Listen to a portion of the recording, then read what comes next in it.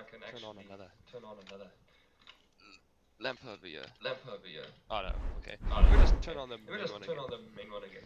You can start. Hey, Nick. How are you? Welcome. Hello there. Hello there. Okay, good.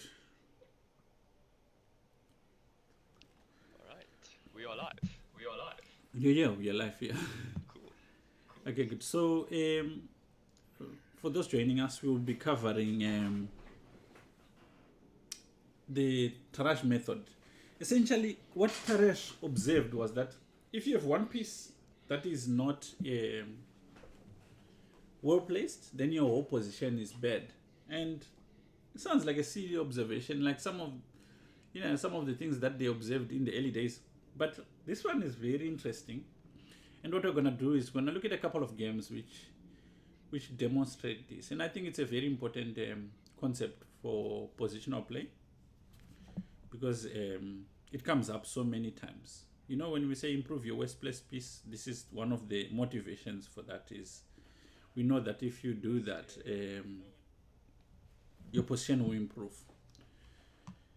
Okay, so the first one is between Marshall and Ragozin, and these are good players. So after e4, c5, we get b4. Do you know this opening?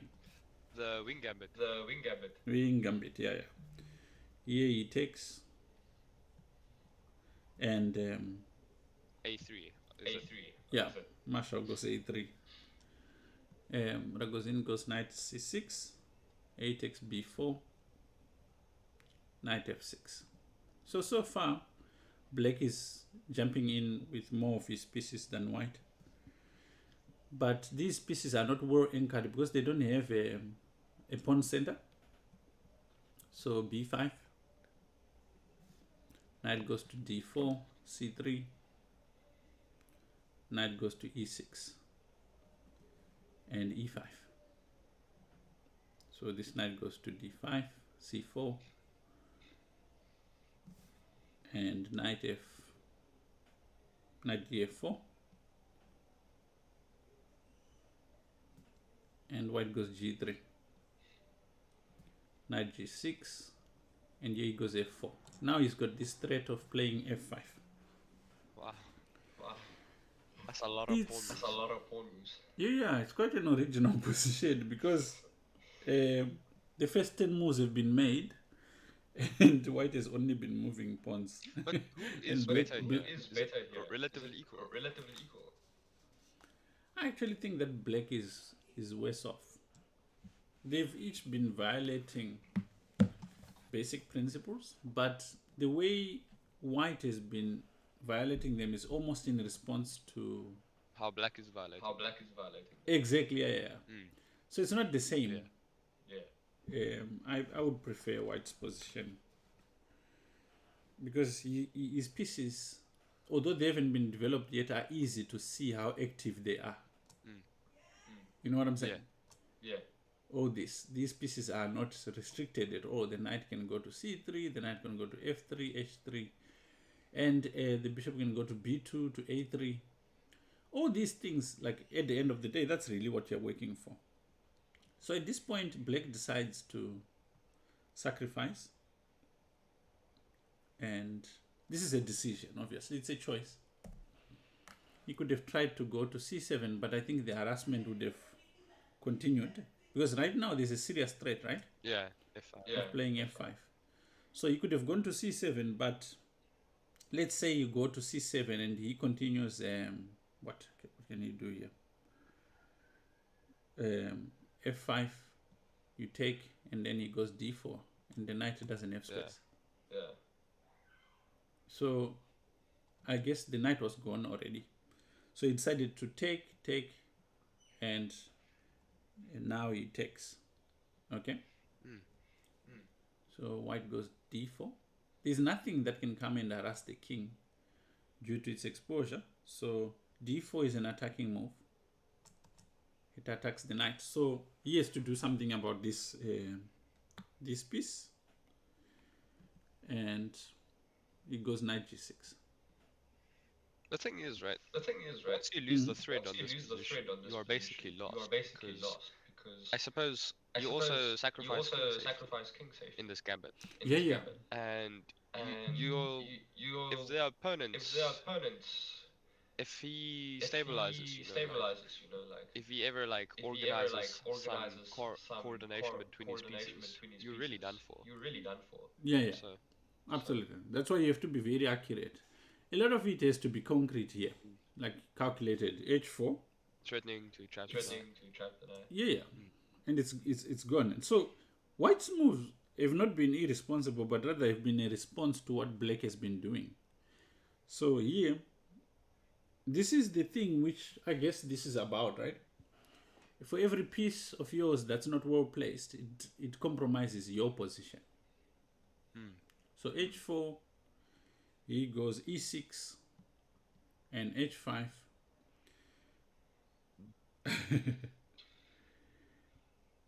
And I think this must be a record because 14 moves have been with what? Pawns. With I've pawns.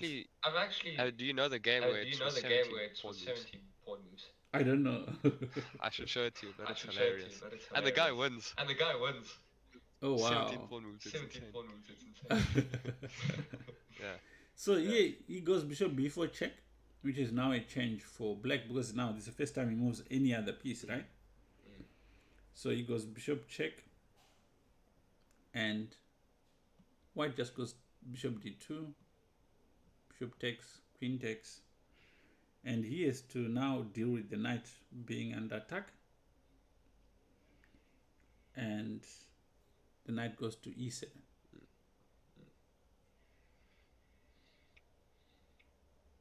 Okay, I'm missing a move here.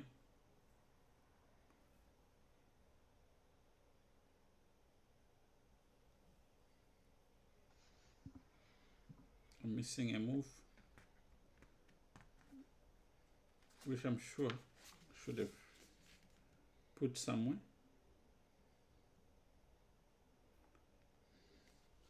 Because in my script it says knight to e4, but I don't have a knight which can go to e4.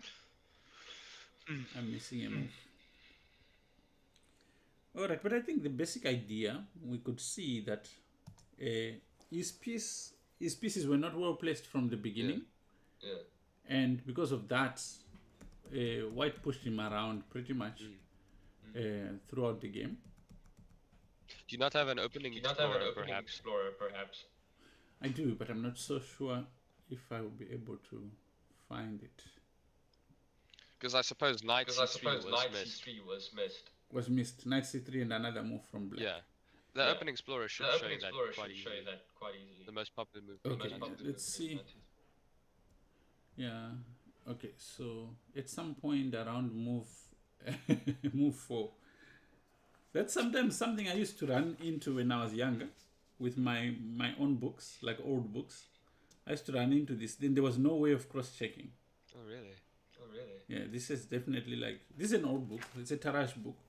So I wouldn't be surprised if something was missed. Anyway, let's look at the next one. The next one is a game between Furman and Polugaevsky. And it starts with a d4, knight f6, c4, e6. And after knight f3, we get the Bogo Indian. Bishop b4 check, knight b d2, castles, e3, b6, bishop d3, bishop b7,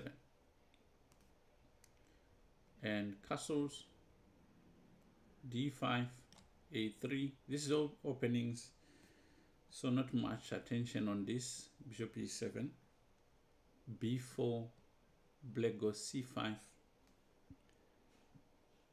b takes c5, b takes c5, and it starts with rook b1. Bishop goes to a6. Okay, so this is a recurring motif in this setup where c4 comes under fire and it takes advantage of the pin.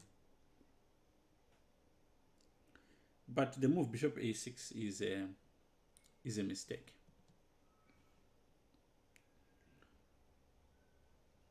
because later on you'll find that this move complicates the development of the queen side. So the correct idea would have been queen c8, just protecting the bishop. Okay, so bishop a6. Now we know that the bishop protects the light squares. Now he's made this move, he's attacking here, of course. How do we take advantage of his move? I was thinking of queen a4. I don't know whether that's the correct move. Because I was considering queen a4 with the idea of rook b8 and then queen a6. But I don't know whether that's correct or not. Okay, I mean, if you go queen a4, he could even just simply go bishop takes c4. Bishop takes c4. Yeah, and you're simplifying. Is a little bit cramped, so any exchange will help him. So the move that Feynman played here is quite clever and interesting also. Knight e5. It makes it very hard to develop the knight. Because let's say if you go knight here, he's got knight c6. Yeah. Number two, it also protects c4. So you're not necessarily going to exchange bishop for bishop. You could even just play knight takes if you take on c4 and indirectly protect the d4 pawn with the discovered check. So it's like a sort of a temporary outpost, if you will. Yeah. Well, this actually tends to be a bit permanent, right? Yeah. Because you can always also go f4 in some cases. Yeah. But the problem for black here is that he can't actually develop the knight. And this is the theme of all the games that we look at today. That one piece not well placed can actually ruin your position. So he takes on d4, pawn takes on d4. And then he has to play knight f to d7. His hope is if he can eliminate this knight, then he can develop this one. But then, let's see, what do you do here?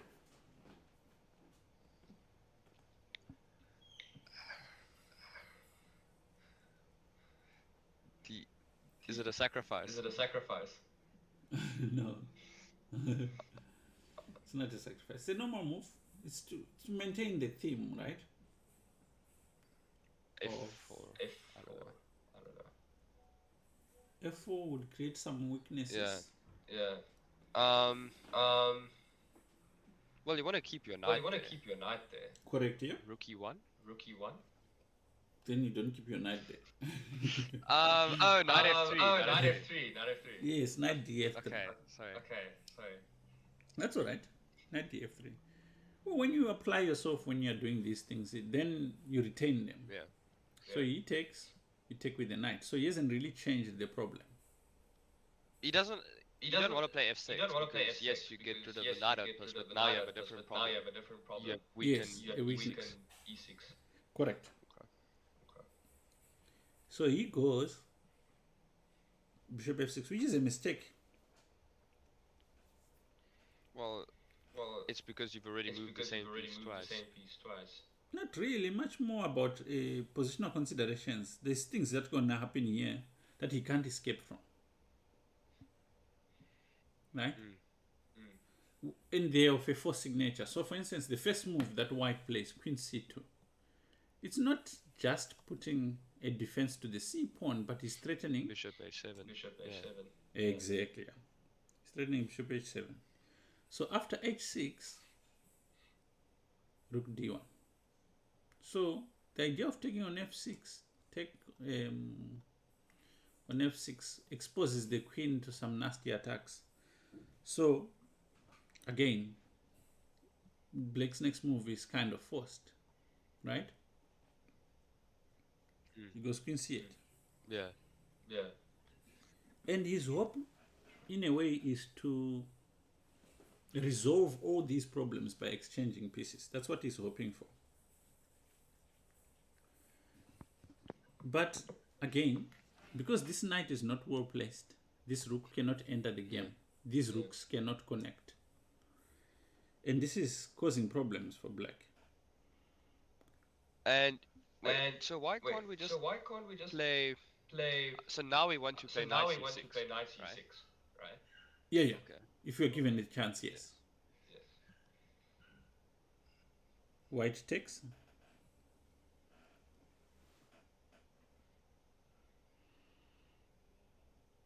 And you can't now develop the way you wanted.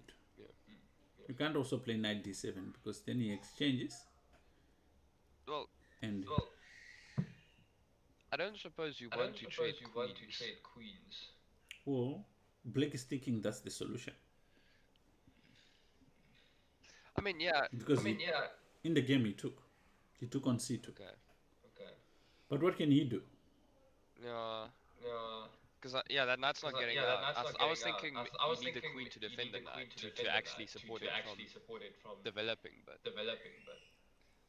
yeah, but that's why the moment he went there to assist the knight, white opened the c file, introducing the queen to the same square. So he took on c2, bishop c2, and then pawn takes d5. So we are here.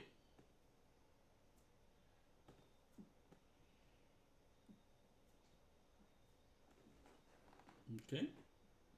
What do we do? Bishop a4. What's your plan? I want to stop the knight from developing. But that's not a good move because the bishop is very well placed on c2. Correct. The bishop is very active. So if we follow the principle of the least active piece, this is not the piece we should be worried about. We should play bishop a4 maybe? Yeah, exactly. Okay. Principle of the least active piece. Okay, so the bishop jumps into the game with bishop f4. He goes rook d8. Okay, again, principle of the least active piece. Yeah. Now the bishop on c2. The bishop on c2 can now improve to a4. Right? Okay, so this, decisively restricts the black pieces. The knight again on on b8 hasn't gone into the game, and because it hasn't gone into the game, the rook on a8 hasn't actually gone into the game also. So black is essentially playing 8 points material down the entire game. Exactly. And it's good to be able to understand this because beginner players, I noticed this is the one thing that they miss the most is they don't get it when things are not working. Yeah. They miss these simple concepts a lot.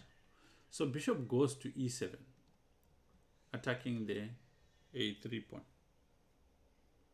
You know, one thing I noticed is I was speaking to a kid in the beginner program, and I was trying to teach him checks, captures, and threats. And he didn't, he wouldn't get it for some reason. Then I tried to think about how I learned it myself, and one of the things was that they would have us sit on our hands, like at school, so that we don't move. Because as long as a person can move, they'll stop thinking. And you'd have to go through this process of, are there any checks, are there any captures, and are there any threats? So here, it's quite interesting, like for an adult player, when a person makes a move, they look at why did they play that move. That's normal. So in this case, bishop e7 is like that. Yeah. He's attacking the pawn. So how do we proceed? Because for most people, like, you can get to this position, but if you don't have methods of finding moves in positions like this, you will drown or throw away your advantage.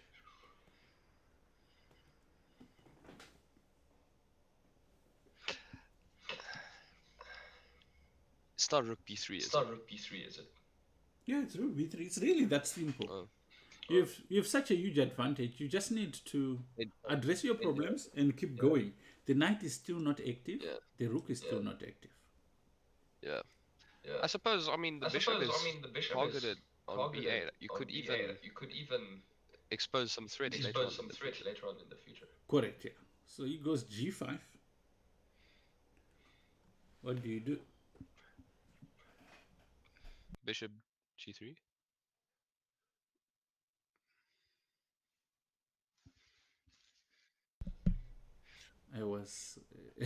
I saw you get your coffee, so can you get me some coffee?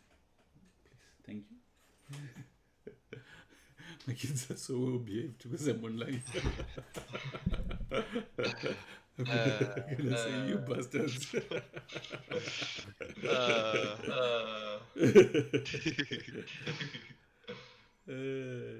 I did do have my back, I must say. Very convenient. Yeah. Bishop g3.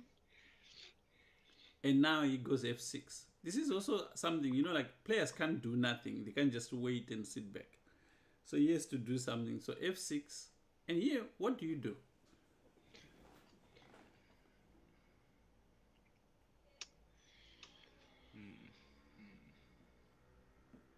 I want to go forward. I want to play knight g6, but I can't. The bishop moves and then my knight's trapped.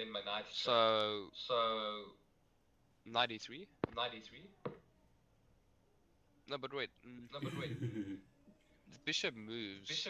Where can it move to? It can move to d6. I can take it, and then I can play knight e7, and then I can go to knight f5 if I have to. Is the move knight g6? It is knight g6. But here again, there's a nice principle which is important to remember, which is do not move backwards. Do not move backwards. I knew that. That was the first thing I would think. But I was just thinking, I didn't see. I thought the bishop could escape, and then my knight would just be trapped. And a lot of people would play that move just because it feels safe. Knight g6. Right? So do not move backwards. And if you have to move backwards, try and figure out how you could sacrifice material and still move forward, right? Wow. Like forwards or laterally? Yeah. I mean, forward, like, backwards means you're definitely retreating. But, I mean, there are some cases where you have to move backwards. There's no other move. But in this case... like where you're overextended. Yes. But if you know that idea, then you would at least look for all options. Yeah. In this particular case, knight g6 is the best move.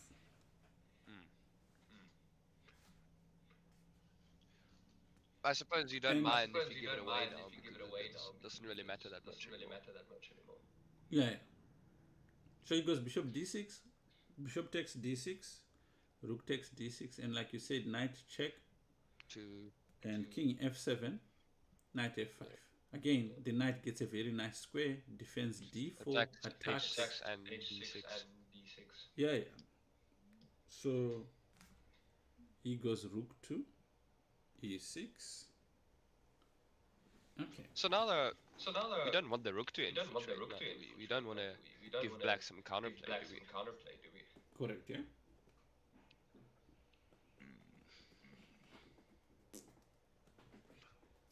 I like the idea of bringing in the other rook. So maybe like rook c1, rook c7. That looks very good. Yeah, that's very nice. Rook c1 with the idea of rook c7, and at the same time, obviously, g5 to make sure that this knight is also secure here. And it also creates some matting net. Yes. So take advantage of the lack of king safety.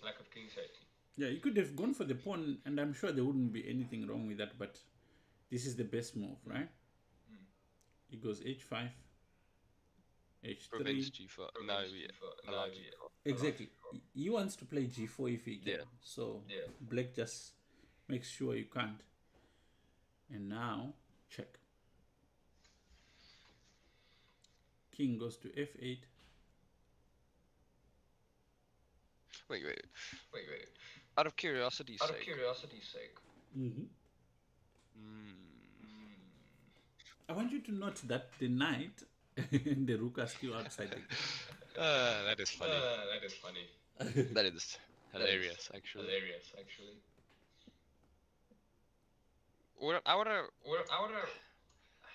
I would rather have played g4 first to make sure that my knights are clear, because I was worrying about king g6, and I would love to play rook g7 checkmate, except it's not checkmate, he just takes my knight and I lose the game.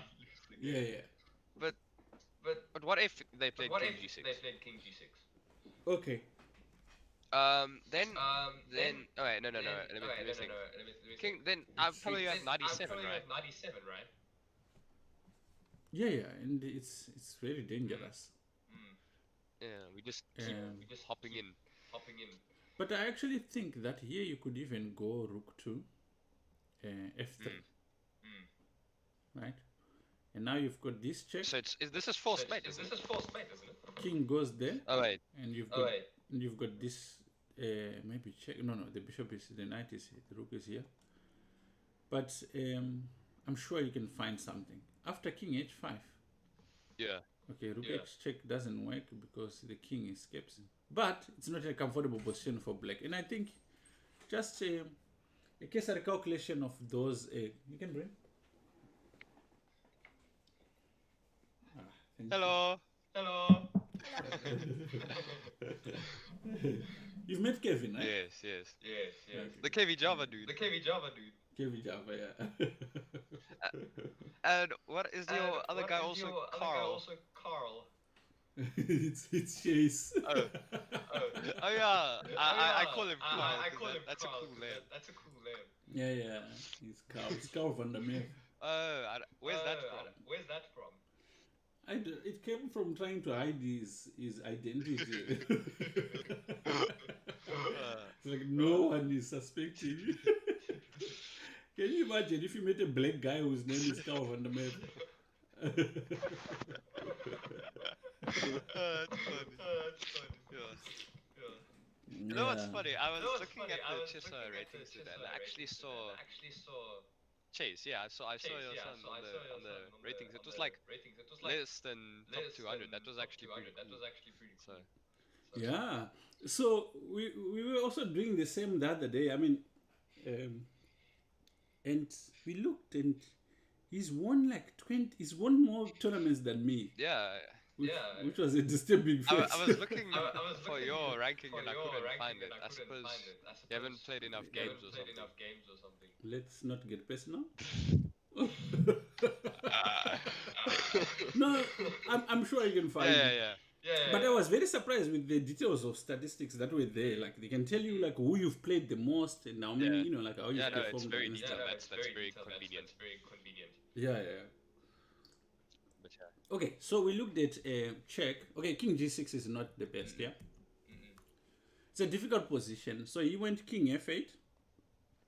And here, white understands how these two pieces, the knight being out, is actually... Yeah. Well, no, it doesn't go knight h6. This is something also, in the end game, you should be going for... knight h6 rook e7, yeah? You should be going for two plans, right? Number one, pushing past pawns. Number two, attacking weaknesses to create past pawns. I saw your Yuri versus Firouzja video. Oh, yeah, cool. That was nice. Yeah, no, it was very nice. I even checked with the computer to see like at what point it's a draw, at what point it's a win when you start marching the king over to the queen side. It's very a lot of calculations actually. Yeah, very smart actually. Yeah. That ending, I ran into it in a new British chess magazine, I think. Yeah, you said. But yeah, it's when was it? It was before the pandemic, around either 2019 or 2020, just before. Yeah. So here, he realized that these two pieces are out of the game, and the only active piece that black has is this rook. Yeah. So he plays rook to e3, exchanging this active piece, right? Rook takes e3, and now he moves backwards because now it's an attacking move, putting pressure on d5. And the challenge for black is how do you support this pawn? Yeah. You just have to use it. Yeah, so he goes bishop d3. It's an interesting move. So you want to get the knight out. But it's a losing move, yeah. Can't we just rook? Doesn't rook c8 allow workaround? You know, like just pinning the knight to the rook. Correct. That's what he played. Okay. Rook c8. No, rook c8. And then bishop c6. That's what I thought actually. Does he have a defensive resource? Or does the knight come? Does the knight cause problems for us once it comes out? Yeah, he takes and then he takes on d4. I don't think he causes any problems. It's still winning, but it's not the most accurate. But the move he plays is just simply winning. With the threat of knight c7. Perhaps. Bishop b3 attacking d5, forking the rook and the king. You'd have to force. That could maybe have worked. You know, like bishop b3, bishop c4, knight c4 takes bishop c4 check, and then bishop d5, and then you win the rook. Maybe something like that. But this still also wins the rook anyway. Oh yeah, I see.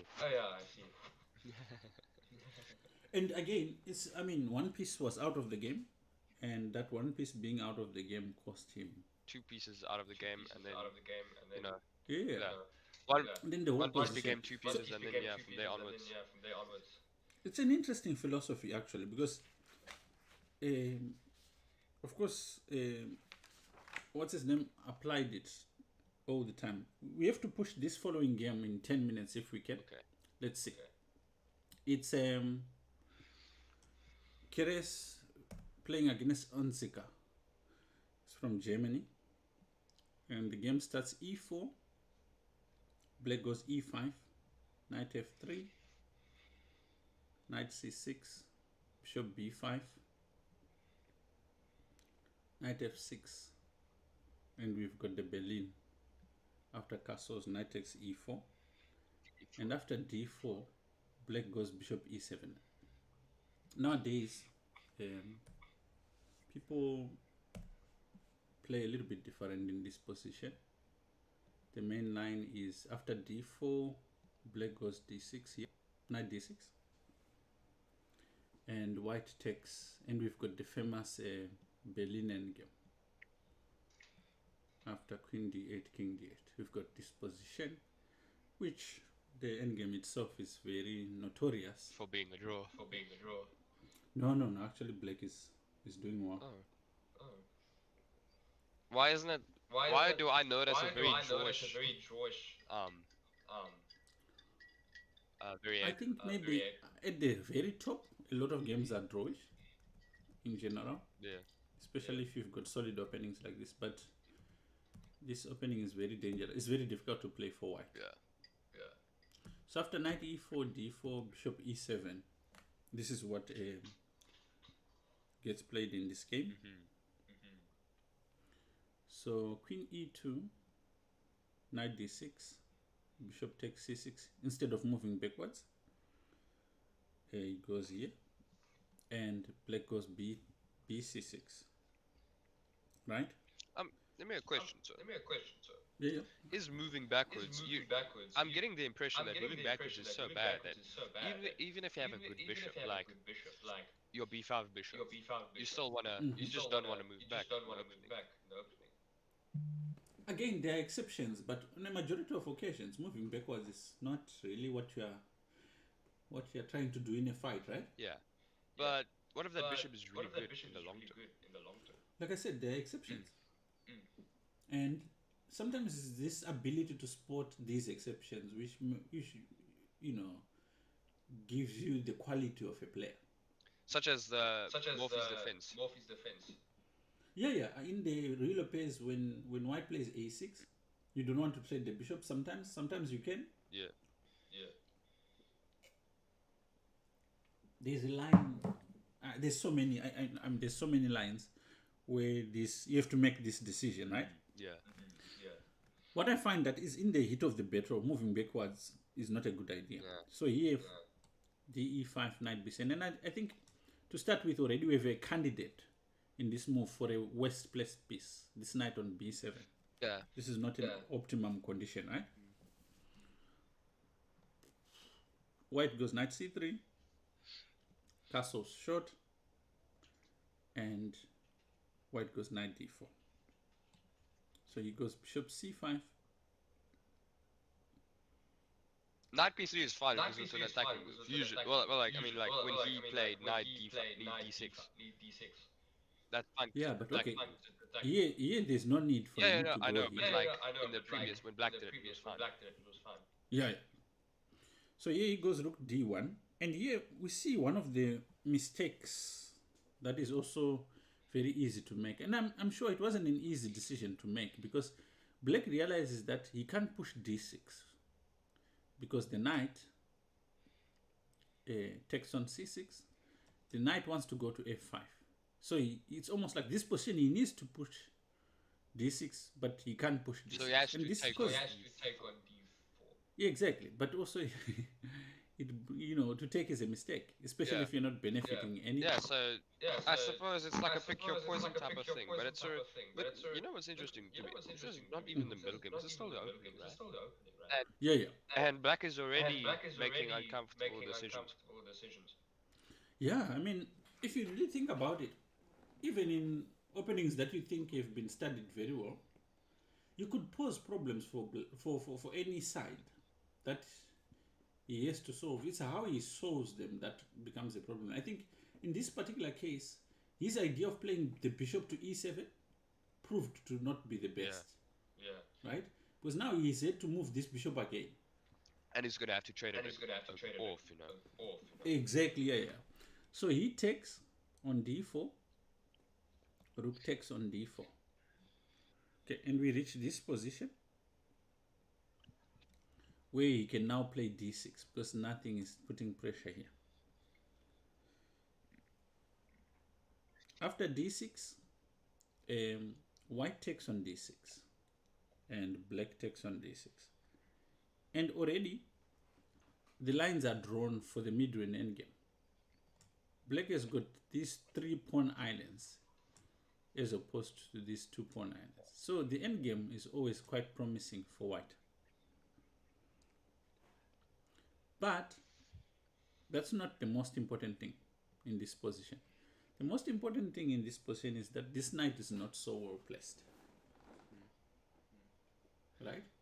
So we have to punish it. You have to take advantage of this somehow. What do you do?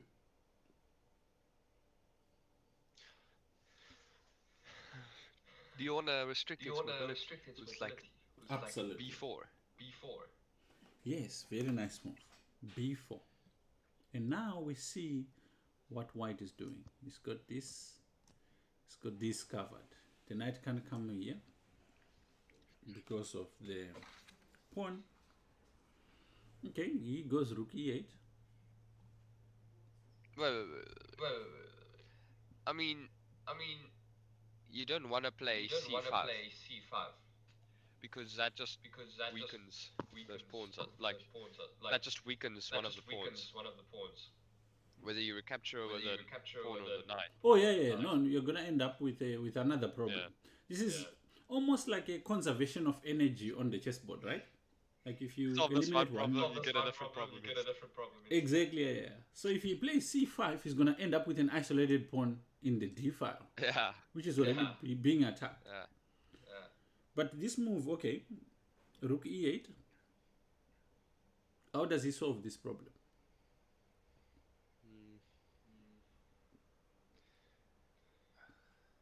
Well, you don't want to hang back rank. Almost did that. Yikes. Bishop e3? Very good. Bishop e3. Develops a minor piece, guards the back rank, Connects and the blocks rook. the attack. Yeah. So that's a very useful move.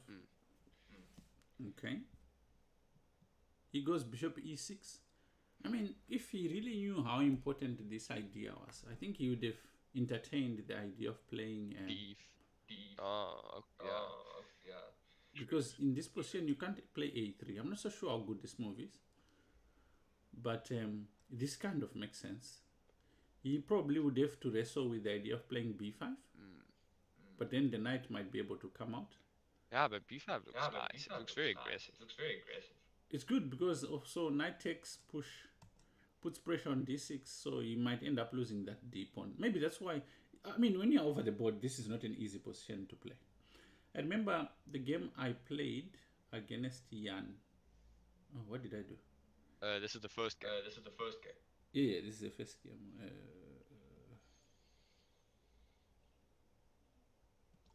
I must say this is nice. I like the interface more because I can see this on my favorable PC, and my board seat and the sound.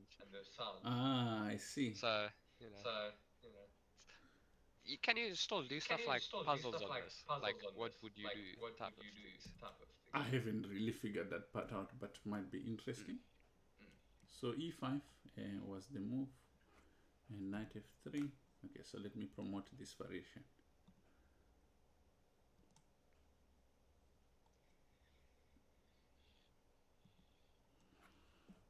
Okay, so yeah, so we got here like this. Okay, so I can understand why he didn't play this a5. It really didn't make the position easier. So he goes for this bishop e6. Now queen f3. Attacking weaknesses. Yeah. And black goes queen d7. I mean, there are certain moves which look a little bit obvious but don't work, like d5. Because now he goes b5. And if you go c5, he goes rook d2. Then the d5 pawn is always in jeopardy. Yeah. Because you don't really have time to play d4. Yeah, and it's also pinned two ways. Yeah. And also there's this, right? Yeah. And in the meantime, the next move he wants to actually take.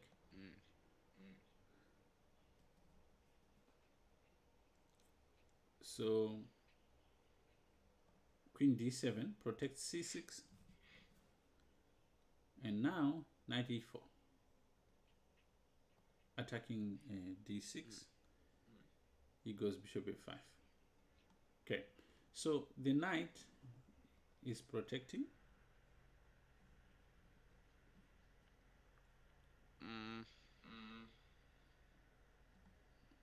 Okay. He goes knight g3. Bishop takes c2. Now, considering what's happening in the position, first of all, white has got this piece which can get to the king in 2 moves. This piece which can get to the king in 2 moves. This piece which can get to the king in 2 moves. This piece which can get to the king in 1 move. Now. Oh, so we are switching to attacking mode now.